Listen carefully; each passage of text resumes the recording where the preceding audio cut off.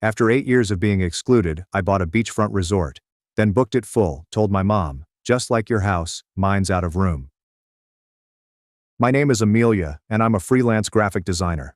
Olivia, my sister, is 35 and married to Mike. They have 4 children, Jack, 12, Ava, 10, James, 8, and Aria, 6. Evelyn, our 62-year-old mother, has always played favorites. Guess who was not a favorite? For the past 8 years, our family has had the custom of spending 2 weeks each summer at Mom's beach cottage in North Carolina. It's a nice-sized home with 4 bedrooms, 3 bathrooms, and a lovely view of the beach. There's plenty of space for a typical family gathering, right? Wrong. Every year, without fail, Mom would call me in March with the following speech. Amelia, honey, I'm so sorry, but there's just not enough room at the beach house this year. Olivia's family is so big now, and you know how the kids need their space. Maybe next year we can work something out. Meanwhile, Olivia would receive royal treatment.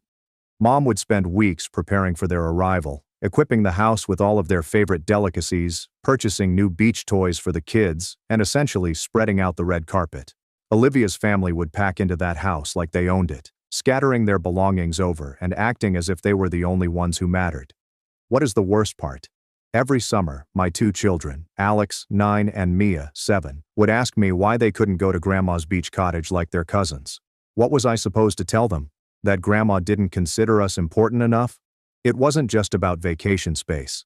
This was about 8 years of witnessing Mom go above and beyond for Olivia while treating me as an afterthought. Olivia married her college lover, Mike, shortly after graduation, gave birth to 4 children in 6 years, and somehow became Mom's golden child. Mike worked in sales and earned a good living, but nothing exceptional. Nonetheless, they were consistently portrayed as the successful ones. Me? I started my graphic design firm from scratch 4 years ago, following my divorce. I worked my buttocks off, often working 12-hour days to increase my customer base and keep food on the table for my children. But because I work from home and don't have a regular 9-to-5 job, Mom always assumed I was unemployed. Amelia's still figuring things out, she'd tell relatives during family gatherings. Olivia enjoyed her stable life with Mike and the children. She would make tiny remarks anytime we were together. Must be nice to have such a flexible schedule, she'd say, flashing a phony, charming smile. I couldn't handle not knowing where my next paycheck was coming from. The beach house incident was just the most evident evidence of partiality. Every year, I'd see Olivia post dozens of Instagram photographs from their fantastic family vacation at my mother's beach house. The kids making sandcastles, Mike grilling on the deck, Olivia relaxing in the hammock with a drink. Meanwhile, my children and I would spend the 2 weeks at home, sometimes going to the neighborhood pool or watching movies. Last summer was the breaking point. I had just secured my largest client yet, a software business that asked me to overhaul their whole brand identity. It was a 6-figure contract that would set us up well for the year. I was eager to announce the news during Mom's birthday party in June. "That's wonderful, dear," Mom exclaimed when I told her about the deal. "Maybe now you can think about getting a more stable job." Olivia laughed. "Come on, Mom.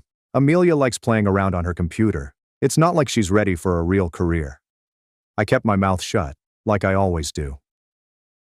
However, later that evening, while Mom was giving her yearly, "sorry, not enough room" speech about the beach house, Olivia decided to twist the knife. "You know, Amelia," she remarked in a voice that everyone heard, "maybe if you had a real job, you could afford your own vacation. The rest of us shouldn't have to sacrifice our family time because you can't get your life together." Mom gave a nod. "Olivia has a point. Honey, Mike works so hard and those kids deserve their vacation. Maybe when you're more established." I smiled and nodded, like I did for the previous 7 years. "Of course, I understand. I hope you all have a good time." But within, I was done. Absolutely finished. That tech startup deal was only the beginning. Word spread about my work, and I soon had more clients than I could handle. I boosted my fees, became more choosy about clients, and began to establish something larger than a freelance firm. By October, I had a stable enough income to recruit 2 people. By December, I'd secured 3 additional significant corporate clients. By February, I was looking for office space and thinking about expanding into digital marketing services.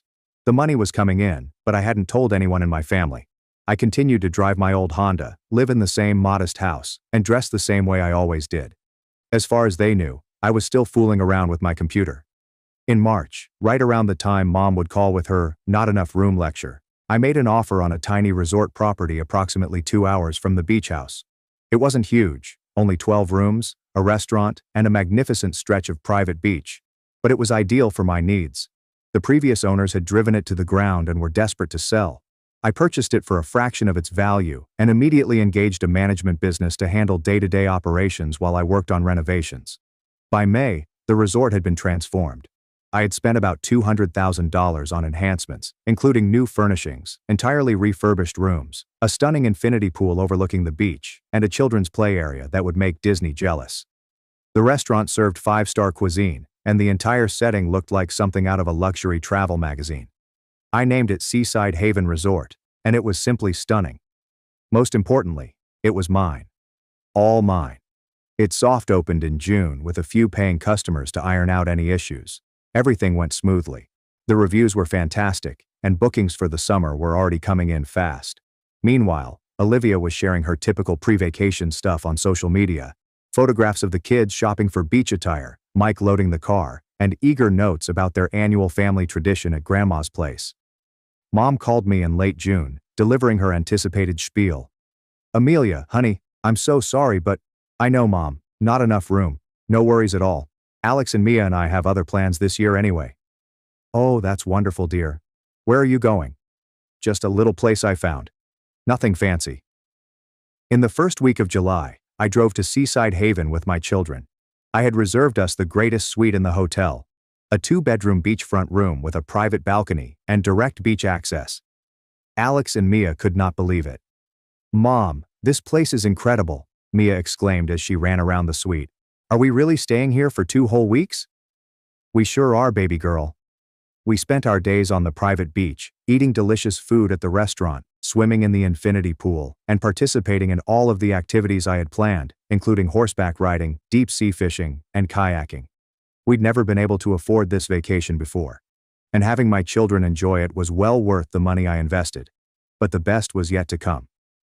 In August, I began making telephone calls.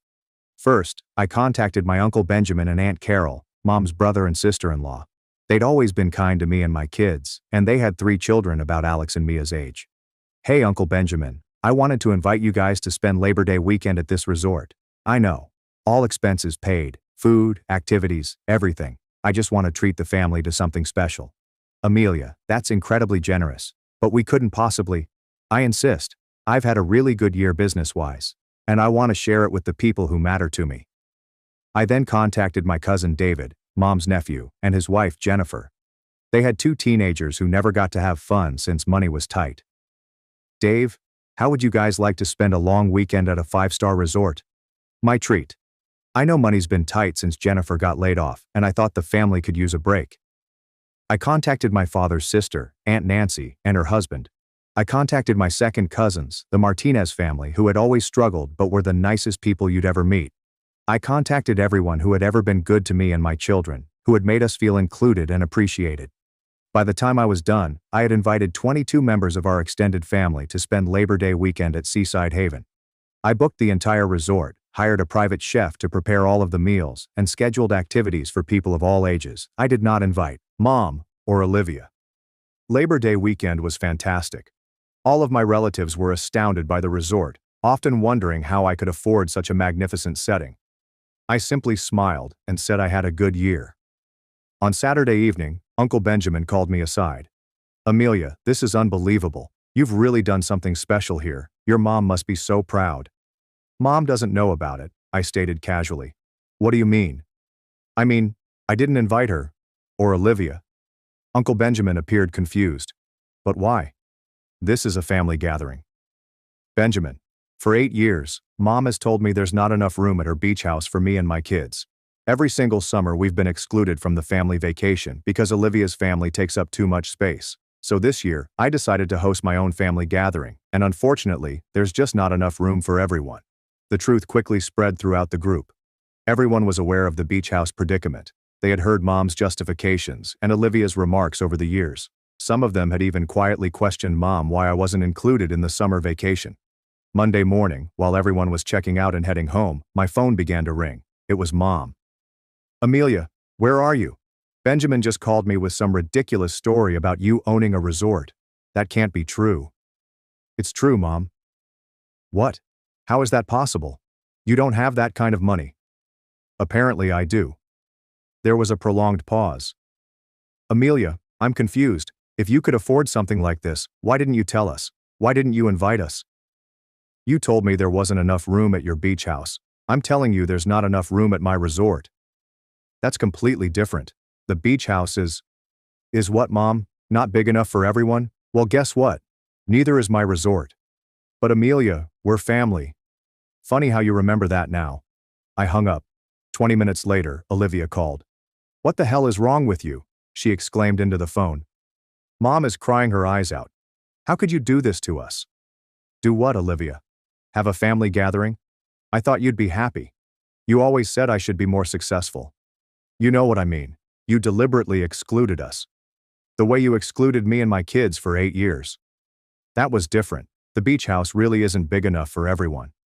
And my resort really isn't big enough for everyone either. Funny how that works. This is petty and vindictive. Amelia, you're better than this. No, Olivia, I'm exactly this. I'm tired of being treated like the family failure when I work twice as hard as anyone else. I'm tired of watching my kids get left out because you decided your family matters more than mine. The weeks that followed were really intense. Mom contacted me every day, sometimes crying, sometimes angry, and she always demanded to know why I was punishing them. I raised you better than this, Amelia. This isn't how family treats each other. You're right, Mom. Family doesn't treat each other the way you've treated me for the past 8 years. I never excluded you. There genuinely wasn't enough room. There was room, Mom. You just chose to give it all to Olivia. Every year you chose her family over mine. Every year you made my kids feel like they didn't matter. Did you think I wouldn't notice? Did you think they wouldn't notice? Olivia took a different strategy. She began telling other family members that I was harsh and nasty, hurting innocent children because of a perceived insult. But the family members who had attended the resort weekend knew the truth. They had heard Mom's excuses and Olivia's criticisms for years. They had seen me grin and nod despite being constantly excluded from family gatherings. Uncle Benjamin really called Mom and informed her that she owed me an apology. Evelyn, that girl has been nothing but gracious for years while you've treated her like a second-class family member.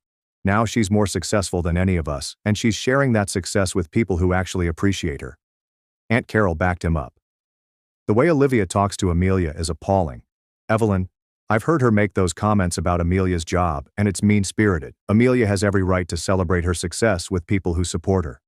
The resort was thriving. The Labor Day weekend had produced fantastic word of mouth, and I was scheduled solid throughout the fall. I hired more employees, extended the restaurant's hours, and began planning winter improvements to include a spa. My graphic design firm was also prospering.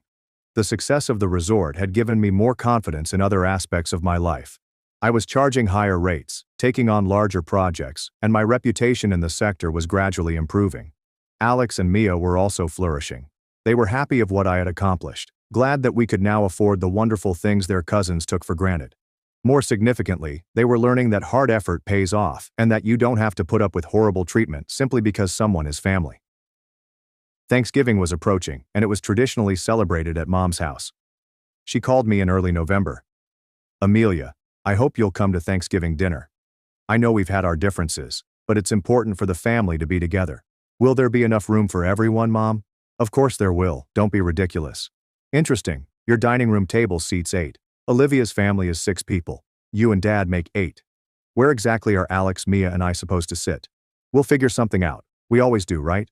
Olivia's family gets the main table, and my kids and I get folding chairs in the kitchen. Thanks, but we'll pass. Amelia, you're being unreasonable. I'm being realistic. For the first time in my life, I'm being realistic about how this family works. Instead, I invited Uncle Benjamin and Aunt Nancy's families, as well as the Martinez family, to Thanksgiving dinner at the resort. We enjoyed a wonderful supper cooked by the chef. There was plenty of room for everyone, and the kids had fun on the beach after dinner. In December, Mom made another round of calls. Amelia, I've been thinking, maybe we should have Christmas at your resort this year. It would be nice for everyone to see what you've built.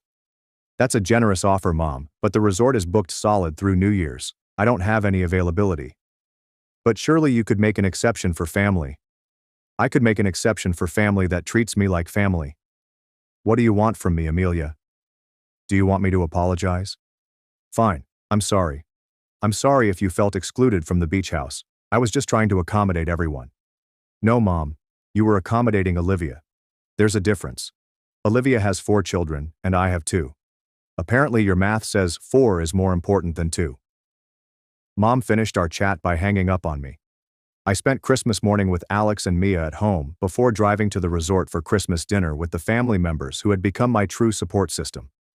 We had 25 people there, with the exception of Mom, Dad, Olivia, and her family. It was the finest Christmas I had in years. There have been no passive-aggressive comments concerning my career. No more witnessing my children receive lesser, cheaper gifts than their cousins. I didn't feel like I needed to be grateful for scraps of attention. Simply delicious food, genuine laughter, and people who valued what I had worked so hard to create. I made a resolution while standing on the resort's deck on New Year's Eve, watching fireworks over the water with my children by my side. I was finished apologizing for my accomplishment. I'd had enough of shrinking myself to make others feel comfortable. I had had enough of receiving crumbs from those who should have been celebrating my accomplishments. The resort demonstrated that I was not the family failure that they had made me feel for so many years.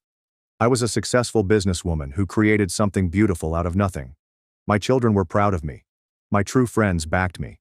And my family members who mattered had seen what I was capable of. Mother called me on New Year's Day. Amelia, I want to make things right between us. What will it take? It would take you acknowledging that you treated me unfairly for years. It would take you admitting that there was always room at the beach house, but you chose to give it all to Olivia. It would take you apologizing to my children for making them feel unwanted at family gatherings. I can't apologize for decisions I made in the best interest of the family. Then we don't have anything else to talk about. You're really going to throw away our relationship over a vacation house? Mom, I'm not throwing anything away. I'm just done pretending that. Being related to someone means you have to let them treat you poorly. I'm done teaching my children that family means accepting less than you deserve. It has been 6 months since I purchased the resort. Business is fantastic. I'm expanding into a second property, and my graphic design firm has grown into a full-service digital agency with 8 workers. Alex and Mia are prospering. They're confident, joyful youngsters who understand their worth and refuse to be treated as inferior by anyone. Some family members have attempted to arbitrate between Mom and me, but I am not interested.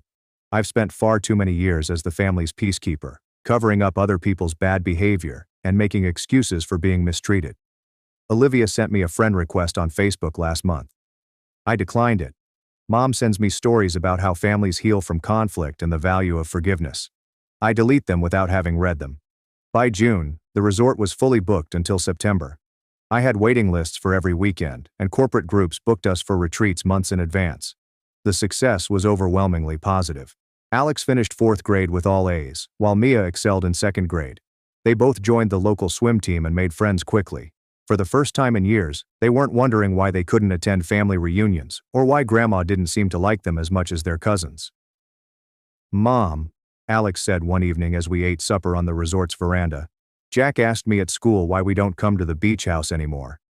Jack was Olivia's oldest kid, and he went to the same school as Alex. I was wondering when this conversation would come up. What did you tell him?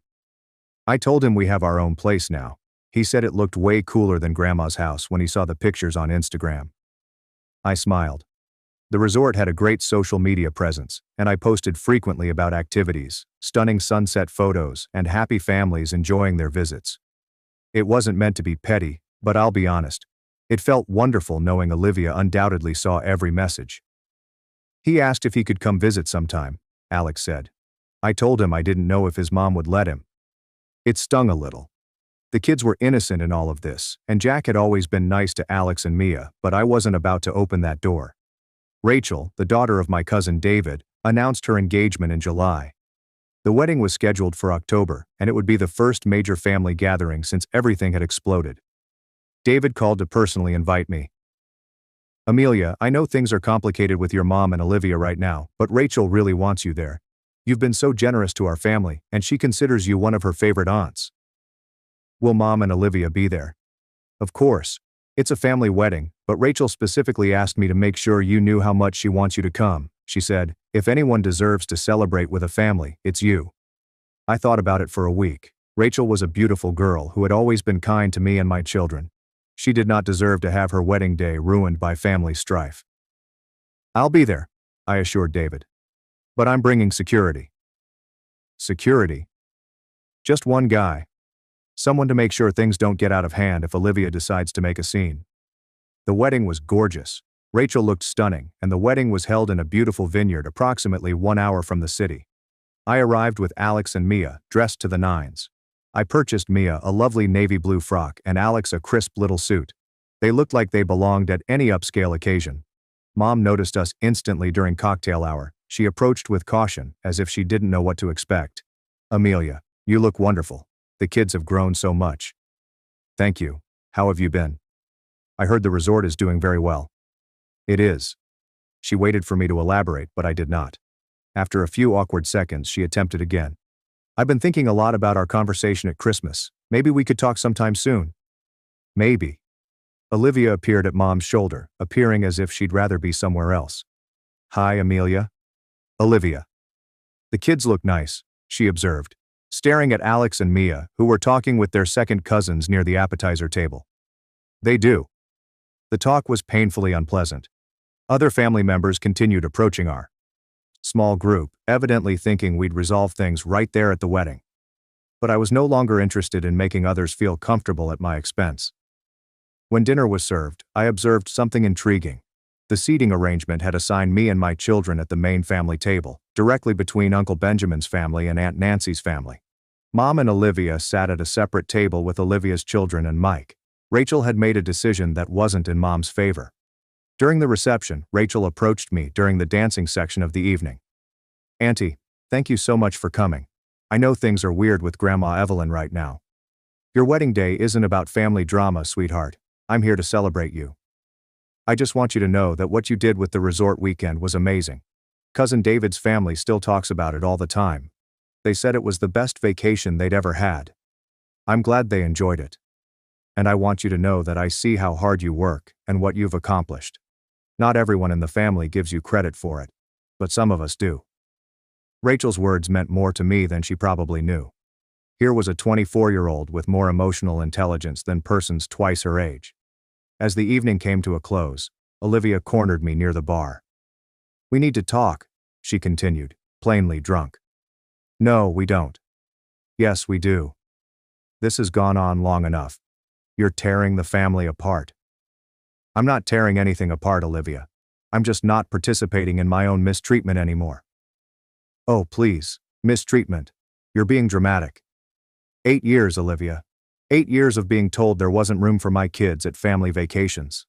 8 years of listening to you make comments about my career and my life choices. 8 years of watching my children feel excluded while your kids got treated like royalty. Those weren't personal attacks. I was just being honest about your situation. My situation? You mean the situation where I built a 6-figure business from scratch while raising 2 kids on my own? That situation? Olivia's face turned red. You act like you're so successful now. But where was all this money when we were growing up? Why didn't you have a stable job when your kids were little? Because I was building something better than a stable job. I was building a business. I was investing in my future instead of settling for comfortable mediocrity. Comfortable mediocrity. I have a good marriage and 4 healthy kids. And I'm happy for you, but that doesn't give you the right to treat me like I'm less than you because I chose a different path. Olivia looked around to ensure no one was listening before leaning in. You want to know the truth? Mom was trying to protect you. She knew you couldn't afford to contribute to vacation expenses the way Mike and I could. She was trying to save you the embarrassment. I stared at her for a long time. Olivia, I offered to pay for my share of expenses every single year. Every year I told Mom I could cover food, utilities, whatever she needed. She never once asked me to contribute anything. That's not how I remember it. That's because you were never part of those conversations. You just assumed I was broke because it made you feel better about excluding me. Marcus, a lovely guy who does event security as a side company, appeared at my elbow. I'd asked him to keep an eye on things and intervene if any discussions were too hot. Everything okay here, Miss Amelia? Olivia seemed astonished. You really brought security to a family wedding? I brought insurance against drama. Looks like it was a good investment. I went away before she could reply. My phone began to ring early on Monday morning following the wedding. It was Uncle Benjamin. Amelia, I heard there was some tension at the wedding. Are you okay? I'm fine, Uncle Benjamin. Olivia had a few drinks and decided it was time for a heart-to-heart. David told me you handled yourself well.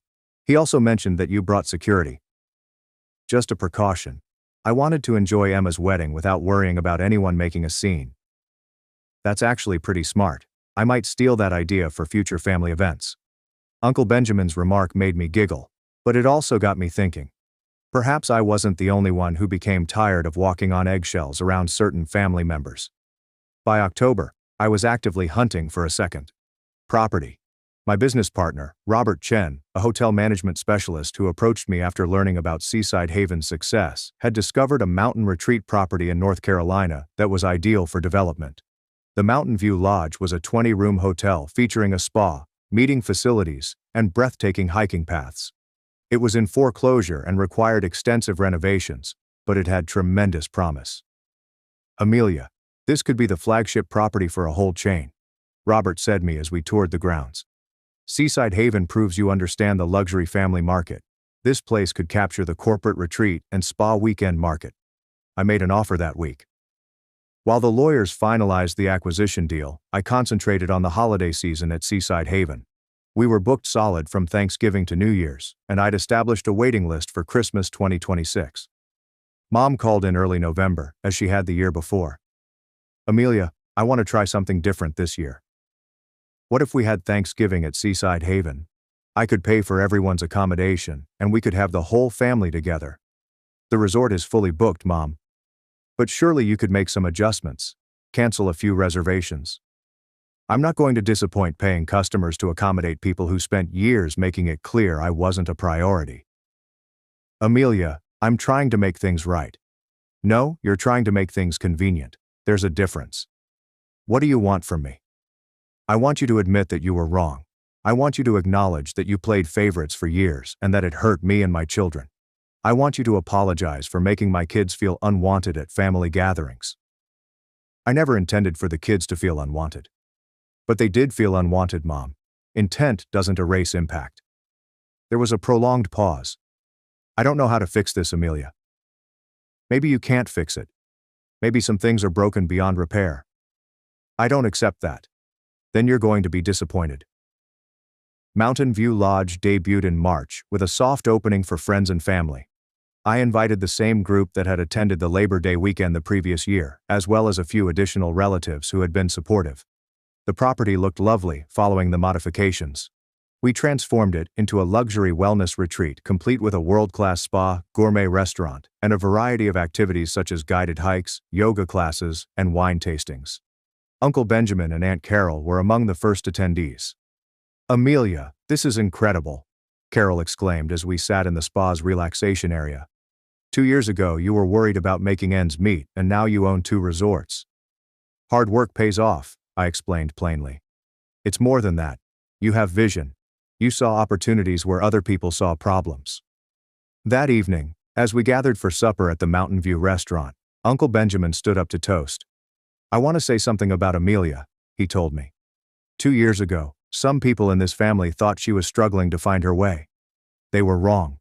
She wasn't struggling. She was building. She was creating something amazing while the rest of us were comfortable with the status quo. He raised his glass. To Amelia, who proves that success isn't about following someone else's path. It's about having the courage to build your own. Everyone raised their glasses, and I felt a warmth that wasn't related to the wine. Olivia called me a week after Mountain View opened. She sounded different, less defensive and more exhausted. Amelia, can we talk? Really talk. Not like at the wedding. What do you want to talk about? I want to apologize. It astonished me. Okay. I've been thinking a lot about what you said at Emma's wedding, about the vacation expenses, and Mom never asking you to contribute. I called Mom to ask her about it, and she admitted that you offered to pay every year. She said she thought it would be easier to just have one family there instead of trying to coordinate with everyone. Easier for who? That's what I asked her, and she couldn't really answer. Olivia was silent for a moment. I also asked her why she always made those comments about your job not being real work. She said she was worried about your financial stability and thought she was encouraging you to find something more secure by insulting what I was building. I know it doesn't make sense, but I think she genuinely thought she was helping. What do you think, Olivia? Another pause. I think I was jealous. Jealous of what? Of your freedom? Of your creativity? Of the fact that you were building something that was entirely yours? Mike and I have a good life, but it's predictable. We do the same things every year, go to the same places, have the same conversations. You are creating something new. So, you decided to tear me down instead of supporting me. I decided to make myself feel better by convincing myself that what you were doing wasn't real success. It was easier than admitting that maybe I was playing it too safe. It was the most candid chat Olivia and I had ever had. I'm sorry, Amelia. I'm sorry for the comments about your job. I'm sorry for supporting Mom's decision to exclude you from vacations. And I'm sorry for making you feel like you weren't successful enough to deserve respect. Thank you for saying that. Is there any chance we could start over? Not go back to how things were, but maybe build something new? I thought about it. Maybe, but it would have to be different. I'm not going back to being the family member who accepts less just to keep the peace. I understand, and I respect what you've built. Both businesses are incredible. Thank you. Would it be okay if I brought the kids to visit Seaside Haven sometime, not as a family obligation, just as customers paying for a vacation? I'd be happy to have you as guests. But Olivia, things are different now. I'm different now. I know, and maybe that's a good thing. People usually say blood is thicker than water, but I've discovered that's not the whole story. The whole quotation reads, "The blood of the covenant is thicker than the water of the womb." The relationships you choose and cultivate are stronger than those you are born into. I choose to create a business, a life, and relationships with people that respect me. I decided to quit accepting less than I deserve simply because someone shares my DNA. Some could accuse me of being petty or vengeful. Perhaps I am. But after 8 years of being told there wasn't enough place for me and my children, I found something wonderful. There is always enough space when you create your own table. The seaside home can accommodate 8 persons comfortably. My 2 resorts accommodate 96 visitors and employ 43 personnel. Olivia was correct about one thing. Having a genuine job allows you to purchase your own vacation. Sometimes the best retaliation is simply living well. And business is quite good. As I write this, it has been 3 years since I purchased Seaside Haven. Mountain View Lodge is fully booked until next summer, and I'm looking into a third property in Colorado. My graphic design firm has 15 staff and clients around the country. Alex is now 11 and aspires to be an entrepreneur like his mother. Mia, 9, has decided she wants to be a chef and work in one of our resort restaurants. They are self-assured, cheerful children who understand their worth and refuse to be second best. Mom and I have talked several times during the last year. She is working to understand why her actions hurt me, and I am working to forgive. It is a slow process, but we are making progress. Olivia and I have discovered a new dynamic. We aren't as tight as we once were, but there is mutual respect now. Her family did visit Seaside Haven last summer, and it was a great experience. There are no comments on my career. There are no passive-aggressive statements regarding money, just 2 families having a holiday together. The family dynamics have transformed irrevocably. I'm no longer the family member who requires charity or sympathy. I am a family member who employs 43 people and gives back to the community through local employment and charitable activities. Most importantly, I'm no longer the family member who settles for less than she deserves just to keep the peace. I created my own peace. And it is beautiful. Sometimes the finest revenge isn't really revenge. Sometimes it is simply refusing to shrink in order to make others comfortable. Sometimes it's creating something so lovely that people can't help but admire what you've produced. And occasionally, when someone tells you there isn't enough room, the best response is to go build your own room. Then make another one. Then construct an empire. When you have the blueprints, there is always enough room.